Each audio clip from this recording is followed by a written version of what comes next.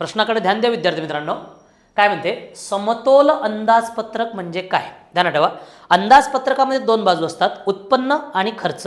आता बघा, समतोल अर्थसंकल्प म्हणजे नेमकं काय असते की बाबा ज्याच्यामध्ये उत्पन्न आणि खर्च दोन्ही समान असतील त्याला समतोल अर्थसंकल्प म्हणतील. अर्थसंकल्पाचे मुळात तीन प्रकार पडतात बघा.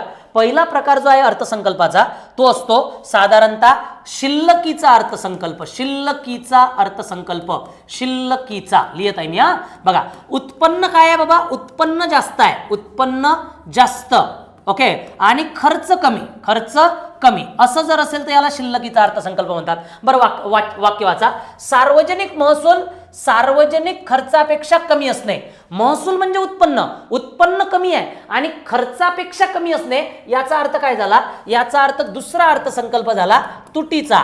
तर दुसरा अर्थसंकल्प असते तुटीचा अर्थसंकल्प. आणि तुटीच्या अर्थसंकल्पामध्ये काय असते लक्षात घ्या की उत्पन्न कमी, उत्पन्न कमी आणि खर्च जास्त असतो. काय असतो?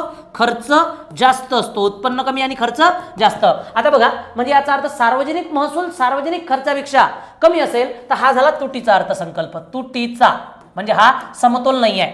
सार्वजनिक महसूल सार्वजनिक खर्चापेक्षा जास्त असते. सार्वजनिक महसूल म्हणजे उत्पन्न खर्चापेक्षा जास्त असते, तर हा झाला शिल्लकीचा अर्थसंकल्प, शिल्लक अर्थसंकल्प. आणि इथं बघा, सार्वजनिक महसूल आणि सार्वजनिक खर्च समान असतो, हा झाला समतोल अर्थसंकल्प. म्हणून ऑप्शन नंबर 3 एक्झॅक्ट बरोबर आहे. तुम्हाला अशाच प्रकारचे प्रश्न पाहिजे असतील तर आपला PYQ अर्थशास्त्राचा कोर्स जॉईन करा.